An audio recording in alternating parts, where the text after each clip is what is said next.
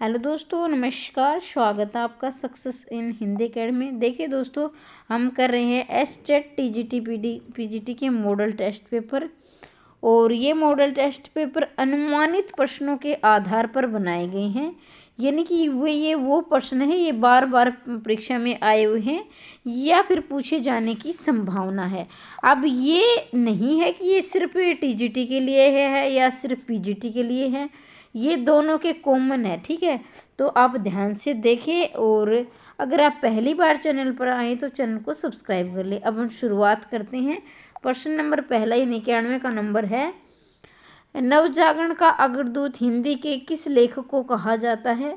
तो ऑप्शन आपके सामने है। शिव प्रसाद सिंध, भारतेंदु हरिश्चंद्र और हजारी प्रसाद, महावीर प्रसाद द्विवेदी, बाबू मैथिलीशरण गुप्त।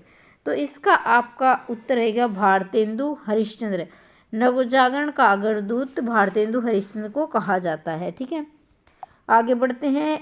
निम्नलिखित में से मनोविश्लेषण प्रधान कथाकार कौन नहीं है पूछा गया है।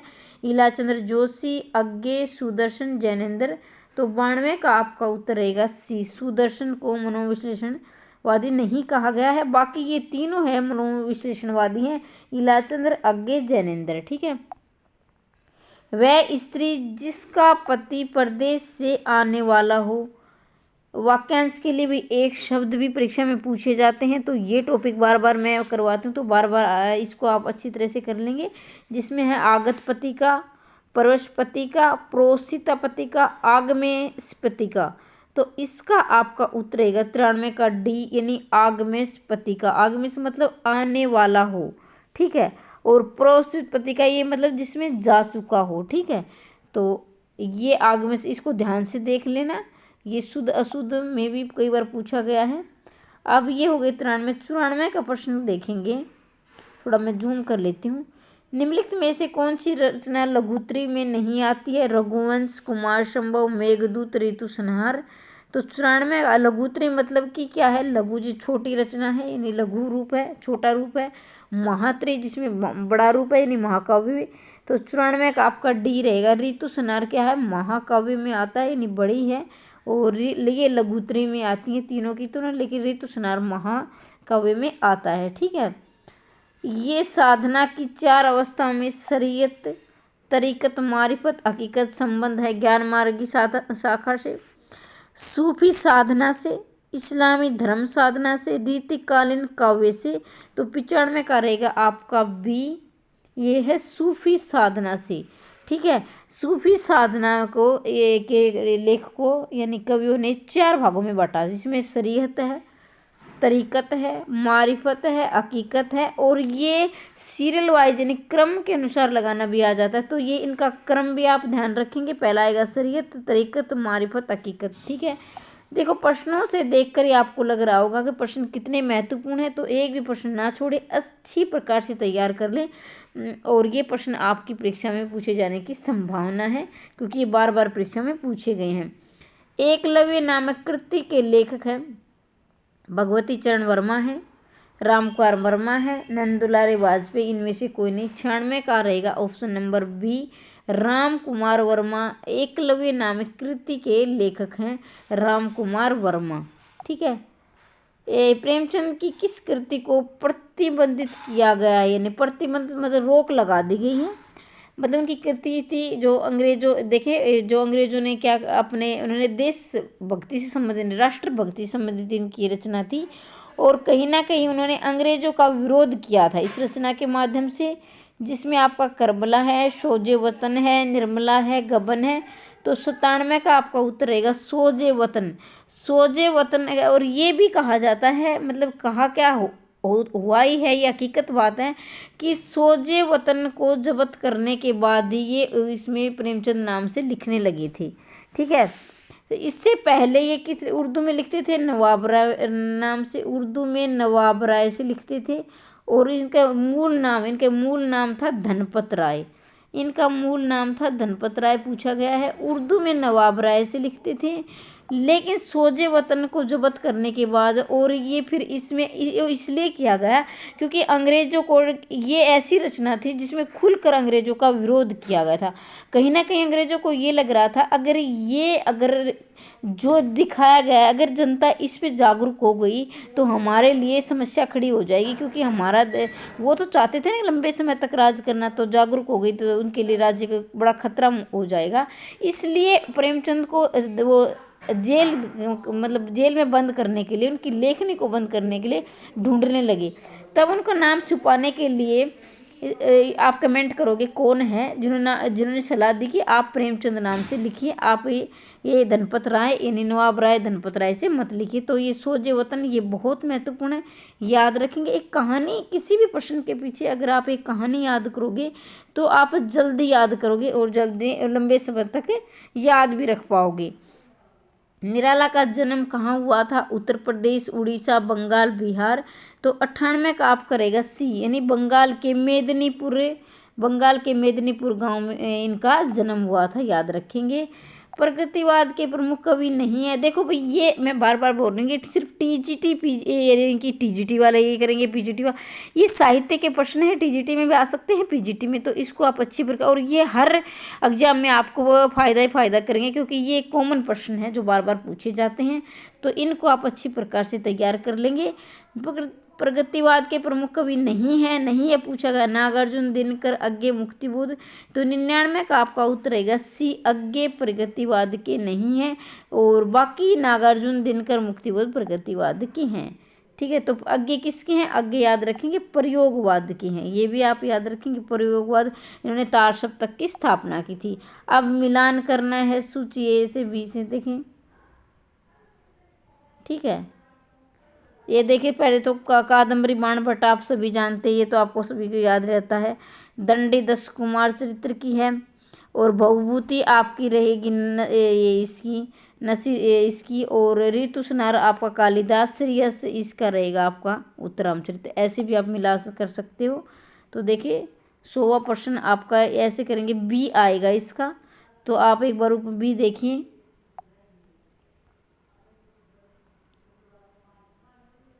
बी का देखिए आपका ए का होगा जाएगा बी।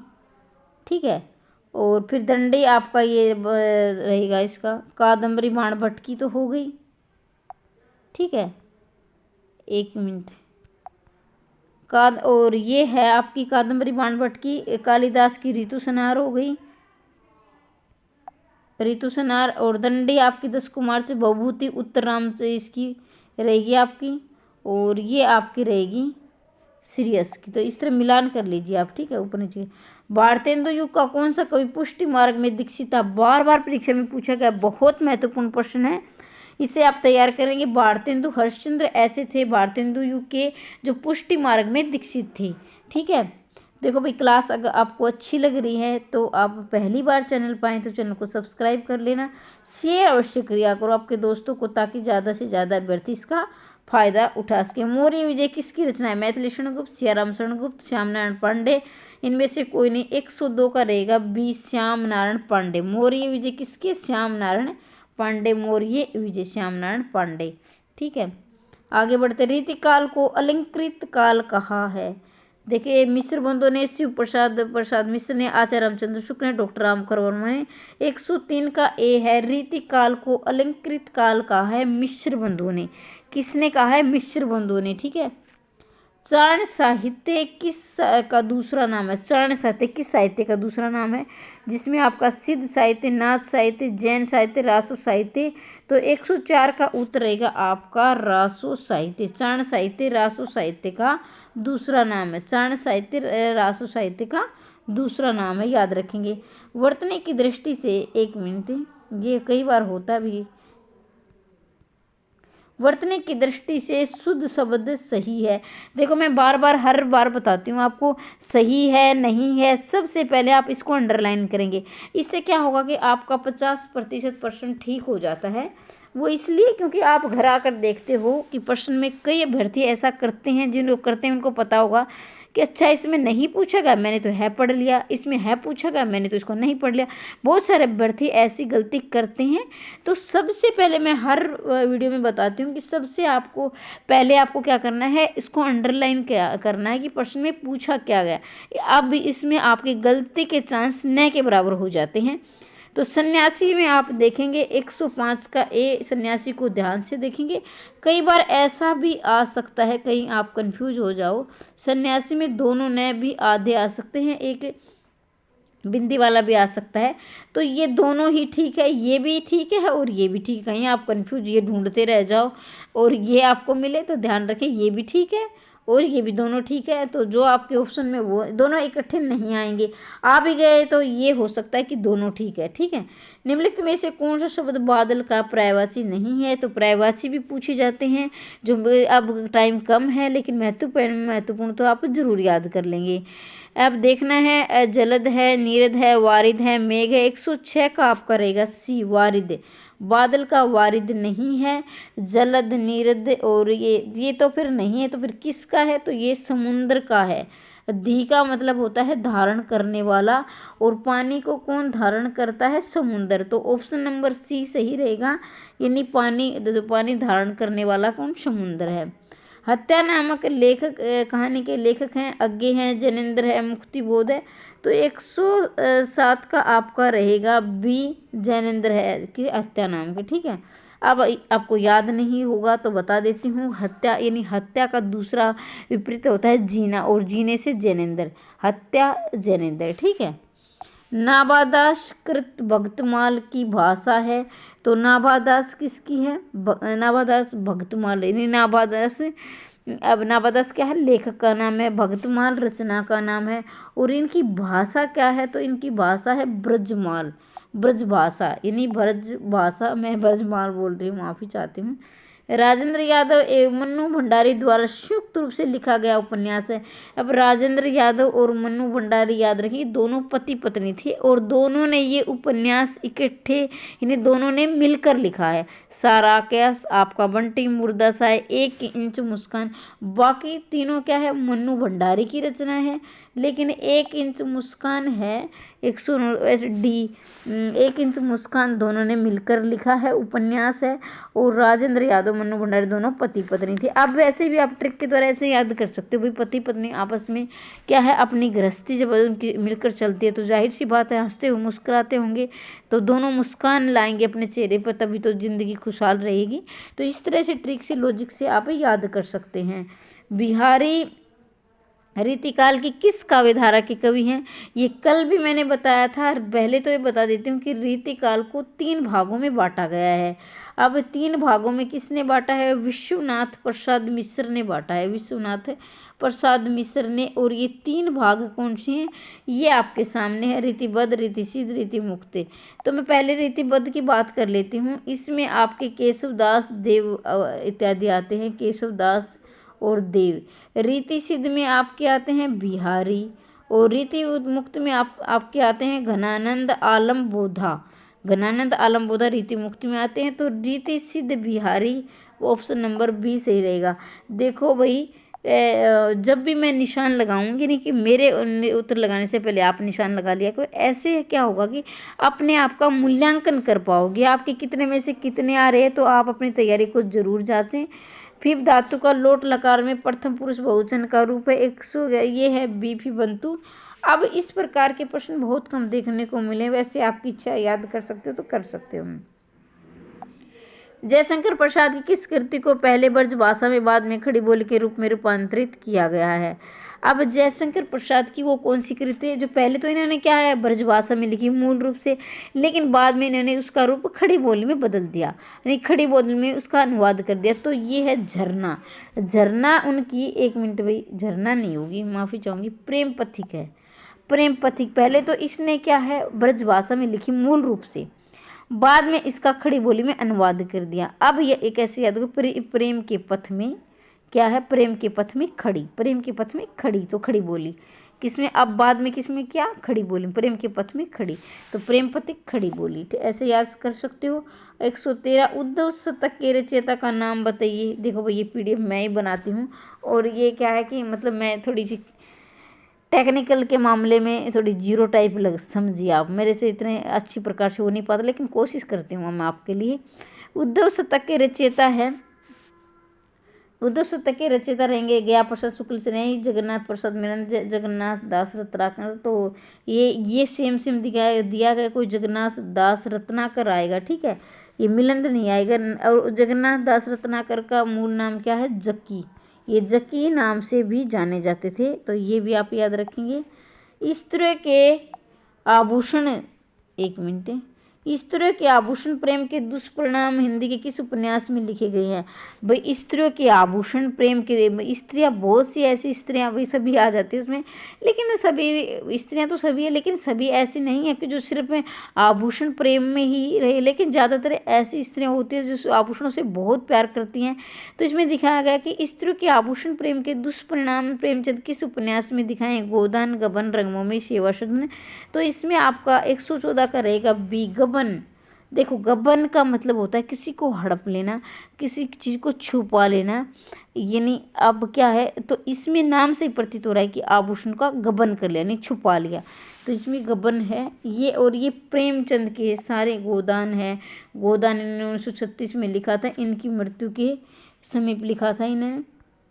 शब्द युगम पर्यंक, पर्यंक के सही अर्थ देखने, भाई ये जैसे बोलने में तो क्या है बिल्कुल समान उच्चारण हो रहा है, लेकिन इनमें बहुत अंतर है, तो देखेंगे ये अंतर क्या है। 115 का बी है, पर्यंत मतलब तक और पर्यंक मतलब पलंग, यानी कि मतलब कि ये कहने का प्राय, अगर ये पहले है तो इसका अर्थ पहले मिलना चाहिए, और ये है तो बाद में मिलना चाहिए। कहीं आपको ऑप्शन में ये मिल जाए तो आप इधर, अच्छा ये इधर, ऐसे नहीं करना है, ध्यान देंगे। पहले है तो इसका पहले अर्थ मिलेगा, बाद का बाद में मिलेगा, ठीक है। कवि त्रिलोचन का वास्तविक पूरा नाम क्या है? इन्हीं त्रिलोचन का पूरा नाम क्या है? तो पूरा नाम देखिए वासुदेव सिंह, ये रहेगा आपका ऑप्शन नंबर सी। देखो भाई मैंने एक उपनाम से संबंधित वीडियो भी बना रखी है, जिसमें आप success in Hindi academy search करोगे तो आपको मिल जाएगी। और एक प्रश्न हर बार आता ही आता, इसे आप याद रखेंगे। कौन सा शब्द पहाड़ का पर्यायवाची नहीं है? अक्षर है, गिरी है, पर्वत है, शैल है, तो आप याद है 117 का रहेगा। अक्षर क्या है? पहाड़ का पर्यायवाची नहीं है, बाकी पहाड़ के पर्यायवाची हैं। आधुनिक काल में के लिखी गई खड़ी बोली का प्रथम महाकाव्य, तो देखा आधुनिक काल में लिखी खड़ी बोली की नहीं, खड़ी बोली का प्रथम महाकाव्य प्रिय प्रवास, और इसके लेखक कौन है? अयोध्या सिंह उपाध्याय हरिओद, अयोध्या सिंह उपाध्याय हरिओद, हरिओद है, कई बार हरिओद ही मिलता है प्रियो।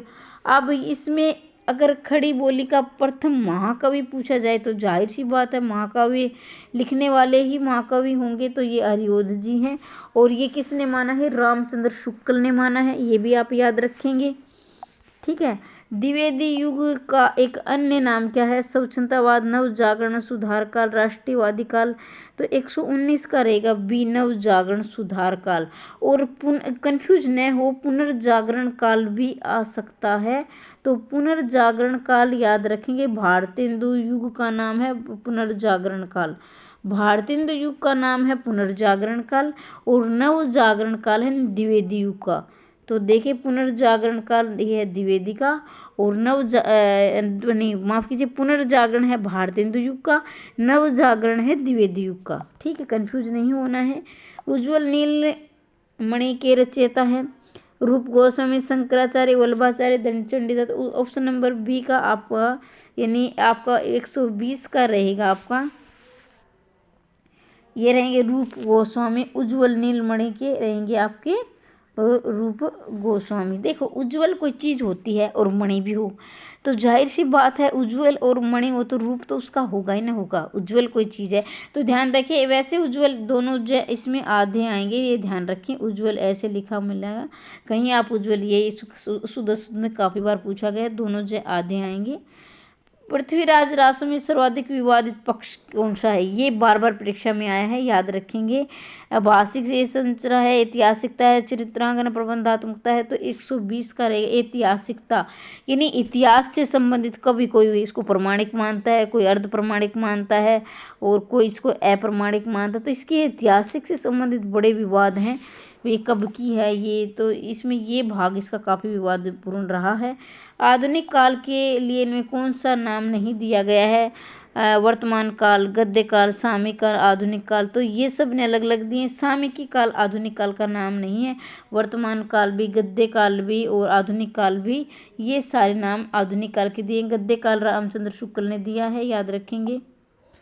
निम्नलिखित शब्द में शुद्ध देखें, जिजीविषा दिया गया है, जिजीविषा का शुद्ध क्या होगा, तो बी रहेगा। एक बार छोटी ही आएगी फिर बड़ी आएगी, जिजीविषा ऐसे शुद्ध लिखा जाएगा। 124 कांच से पर्यायवाची है शीशा, कांच का है पर्यायवाची शीशा। अब 125 की तरफ जाते हैं। देखो भाई, अगर आप पहली बार चैनल पर आए तो चैनल को सब्सक्राइब कर सकते हैं। एक पति के नोट्स किस कहानीकार की कहानी है, तो गोविंद मिश्र, महेंद्र बल्ला, रूप गोस्वामी, मणिक मोहनी। 125 का आपका है बी, महेंद्र बल्ला। एक पति के नोट्स महेंद्र बल्ला है। कबीर राय काव्य का उपलब्ध कुंडली योग के शब्द किसके प्रभाव में गृहीत है, सिद्ध संप्रदाय, नाथ संपंथ, बौद्ध धर्म, वेदांत। तो 126 का आपका रहेगा नाथ। यानी कबीर थे वे नाथ पंथ के योगी थे, नाथ होंगे। और ये क्या है, प्रवर्तक भी है, नाथ पंथ के प्रवर्तक आ जाए तो कबीरदास। ये निर्गुण काव्य धारा से थे, यानी निर्गुण, ये मतलब कि कोई आकार नहीं मानते थे भगवान। ये जैसे तो राम को मानते थे लेकिन बोलते दशरथ पुत्र राम को नहीं, वैसे ही निर्गुण राम को मानते थे।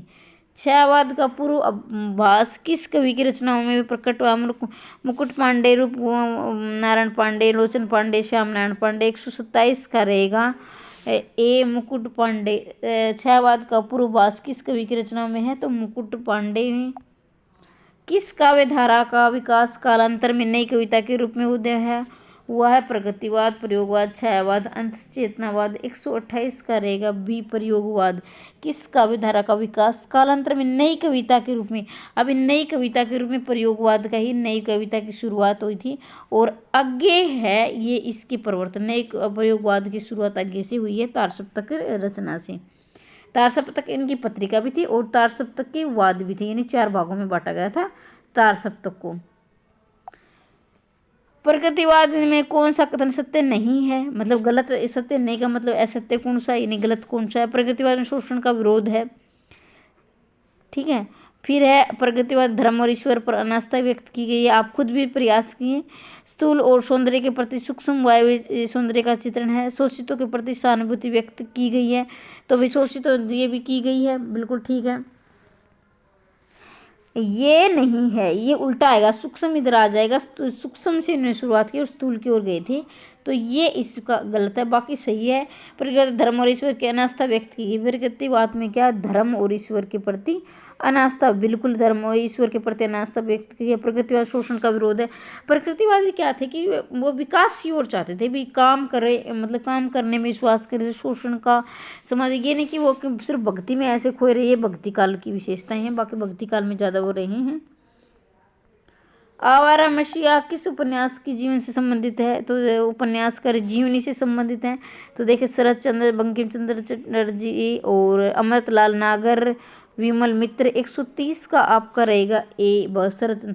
देखो इसके जो है आपको उपन्यासकार, ये जीवनी है, आवारा में से क्या है, पहले तो ये याद रखिए जीवनी है। अब किसके जीवन से संबंधित है, शरद चंद्र के, ठीक है, तो ये आप याद रखेंगे। तुलसी द्वारा शारीरिक पीड़ा से मुक्ति, एक मिनट है, तुलसी द्वारा शारीरिक पीड़ा से मुक्ति हेतु लिखा गया ग्रंथ है रामलीला नेचु है, भैरव नायिका है, हनुमान बाग विनय पत्रिका है। तो 131 का आप रहेगा हनुमान बाग। ये कहें कि एक समय में तुलसीदास बीमारी से बहुत पीड़ित थे, तो उन्होंने अपने रोग से मुक्ति पाने के लिए हनुमान भाव की रचना लिखी, उन्हें रोग से मुक्ति पाने के लिए 12 परीक्षा में, और इनकी कुल रचनाएं 12 है जो प्रमाणिक मानी गई। वैसे तो इनके लगभग मेरे ख्याल से 36 रचनाएं मानी गई, लेकिन जो प्रमाणिक मानी गई है तो वो 12 ही मानी गई, याद रखेंगे 12 रचनाएं इसकी प्रमाणिक है इनकी।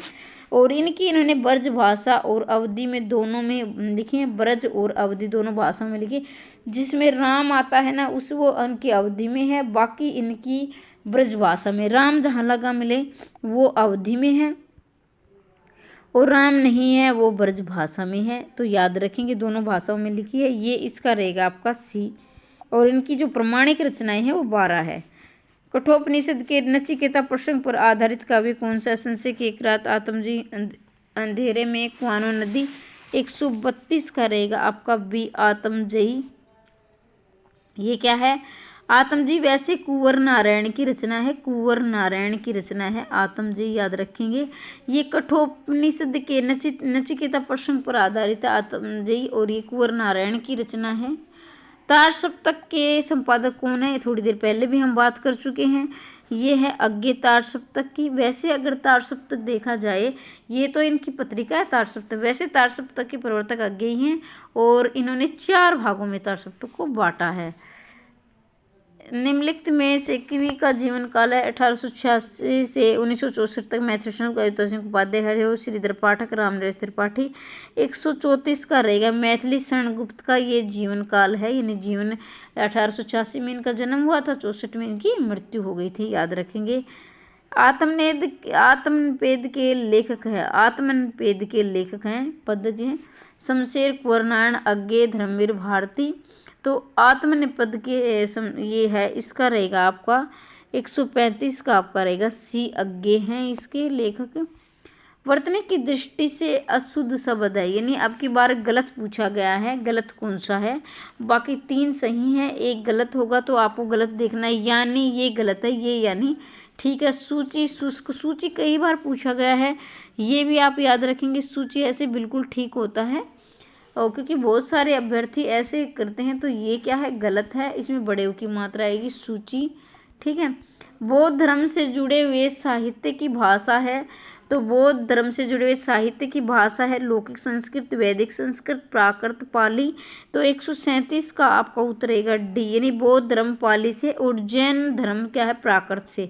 अगर आपसे पूछ लिया जाए जैन धर्म, यानी महावीर जैन इनके मुख्य रहे हैं, महावीर जैन, तो ये प्राकृत है। और बौद्ध के रहे हैं आपके महात्मा बुद्ध, तो महात्मा बुद्ध ने पाली में अपने ग्रंथ लिखे थे। निम्नलिखित में से कौन सा युग्म गलत है? तो आपको गलत का चयन करना है, बाकी 3 ठीक मिलेंगे, एक गलत होगा। तो भोजपुरी पूर्वी में नहीं आती है, बाकी अवधी पूर्वी में, ब्रजभाषा पश्चिम में, खड़ी बोली पश्चिम में। तो भोजपुरी अब किस में आती है देखेंगे, भोजपुरी किस में आएगी? फिर बताइए भोजपुरी किस में आएगी? तार सप्तक में कौन सा कवि सम्मिलित नहीं है? भोजपुरी भी जो बिहारी बोलते हैं ना, जो बिहारी है कि इसमें, तो इसमें आती है भोजपुरी, बता देती हूँ आपको। तार सप्तक में कौन सा कवि सम्मिलित नहीं है? भारत भूषण अग्रवाल, मुक्तिबोध, नेमिचंद्र जैन, रघुवीर शाही। तो एक मैं बात क्लियर कर देना चाहती हूँ इस प्रश्न को बताने से पहले।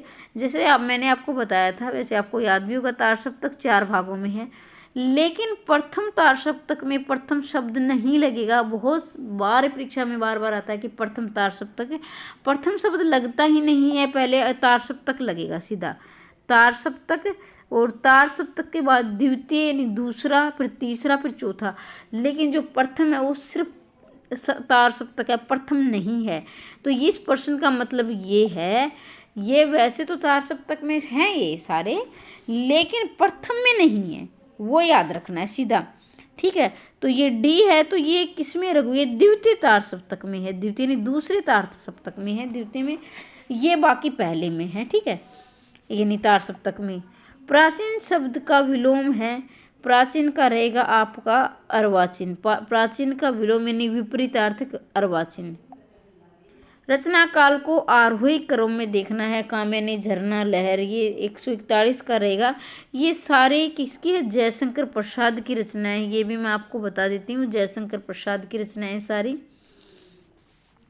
तो 141 का रहेगा सी, झरना, आंसू, लहर, कामिनी। कामिनी इनका महाकाव्य है, ठीक है, ये याद रखेंगे। कौन सी रचना गीत काव्य के अंतर्गत नहीं आती? इनमें कौन सी, प्रसाद जी, कौन सी रचना गीत काव्य के अंतर्गत आती है?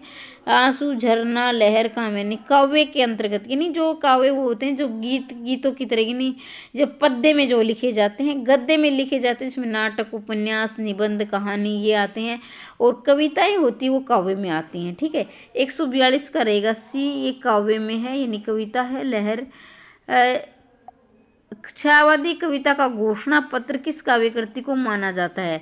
तो 143 का आपका रहेगा ए, अनामिका को। देखो भाई ध्यान दीजिए, अगर आप चाहते हो कि हमने मैम एनसीईआरटी करवा दी तो मैं एनसीईआरटी लेकर आऊँगी। आप जो भी कहेंगे, अगर ये मॉडल टेस्ट पेपर आपको लग रहा है कि ये हमें फ़ायदा भाई अच्छा है तो वो ठीक है, नहीं तो फिर मैं एनसीईआरटी करवा दूँगी। आपकी क्या चॉइस है कमेंट बॉक्स में अवश्य लिखेंगे। नई कविता पत्रिका का प्रकाशन कब प्रारंभ हुआ? 1950, 1951, 1954, 1953। तो 144 का आपका रहेगा 1954। नई पत्रिका का प्रकाशन 1954 में, ठीक है। और ये प्रयोगवाद में छपने लगी थी, प्रयोगवाद में, ये भी आप ध्यान रखेंगे। विसर्ग का प्रयोग किन शब्दों में नहीं होता है? तद्भव, तत्सम, संकर। इसमें जो इसमें आपका आएगा संकर, शंकर शब्द में विसर्ग शब्दों का प्रयोग नहीं होता है। निम्नलिखित में से शुद्ध देखना है आपको। मैं आपकी सोचनीयता पर मुग्ध हूँ। देखिए इसमें बार बार क्या बोलना, ये वही है।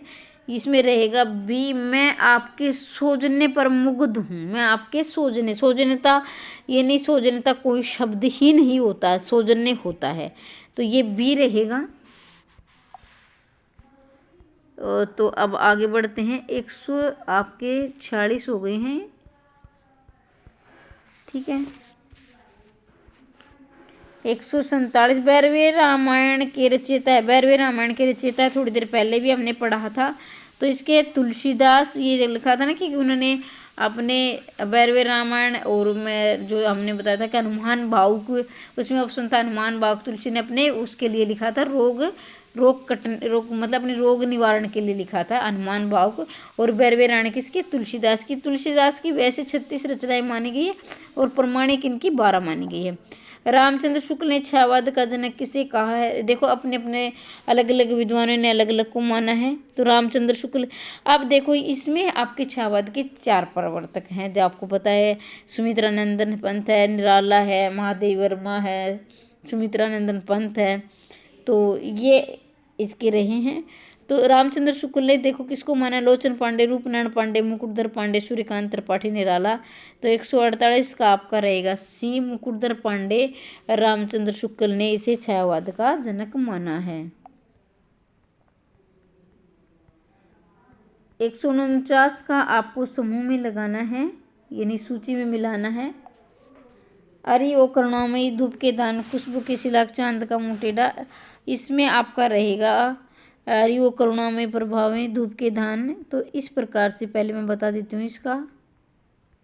चांद का मुटेड़ा इसका रहेगा आपका गजानन माधव मुक्तिबोध का, ठीक है, ये मुक्तिबोध का। धूप के दान आपके रहेंगे गिरजा कुमार माथुर। अरि ओ करुणा परमेर, धूप के खुशबू के शिलालेख आपके रहेंगे भवानी प्रसाद मिश्र। अरि ओ करुणा परमावे रहेंगे आपके अज्ञे का, ठीक है। तो देखिए चांद का मुटेड़ा गजानन माधव मुक्तिबोध, खुशबू के शिलालेख भवानी प्रसाद मिश्र, धूप के दान गिरजा कुमार माथुर, अरि ओ करुणा परमावे, ये रहेंगे आपके अज्ञे। अब देखो याद कैसे करना है चांद का मुंह टेढ़ा। अभी चांद का मुंह टेढ़ा होगा तो क्या कहे? भगवान इससे मुक्ति दिलाओ। किसी का मुंह टेढ़ा ही हो गया तो। खुशबू के शिलालेख, जब आप भवानी के मंदिर में जाते हो, पहाड़ों पर चढ़ते, तो वो ऐसा लग रहा है कि उस शिलालेखों से खुशबू आ रही हो, क्योंकि आपके माता की भक्ति होती है, आपके अंदर भक्ति भावना होती है, आपको उनके शिलालेखों से भी खुशबू आती है। ये नहीं वहाँ बहुत ज़्यादा, या ऐसा भी हो सकता है कि माता के आप बहुत ज़्यादा फूल चढ़ा दे तो खुशबू। धूप के दान, अब धूप में धान क्या होते हैं? गिर जाते हैं, तो गिरजा कुमार। धूप में धान होंगे, भाई धान को तो पानी चाहिए, तो बहुत ज़्यादा धूप पड़ेगी तो गिर जाएंगे, खराब हो जाएंगे। धूप के दान गिरजा कुमार माथुर। अरि ओ करुणामय परमावे अज्ञे, अरि ऐसे अज्ञे, ठीक है, ऐसे भी याद। अब तो 150 का है। दूसरा तार सप्तक का प्रकाशित हुआ था 45, 48, 1957, 59। तो अब आपका रहेगा सी, रहेगा आपका 1957 में दूसरा तार सप्तक प्रकाशित हुआ था। तो ये प्रश्न आपको कैसे लगे? या आप अगली क्लास एनसीईआरटी की चाहते हो या मॉडल टेस्ट पेपर ही निरंतर करना चाहते हो? अपनी राय अवश्य लिखें। अगर आप पहली बार चैनल पर आए तो चैनल को सब्सक्राइब करते हुए जाए, अपने दोस्तों तक अवश्य शेयर करते हैं। और मिलते हैं अगली वीडियो में, तब तक के लिए जय हिंद, जय भारत।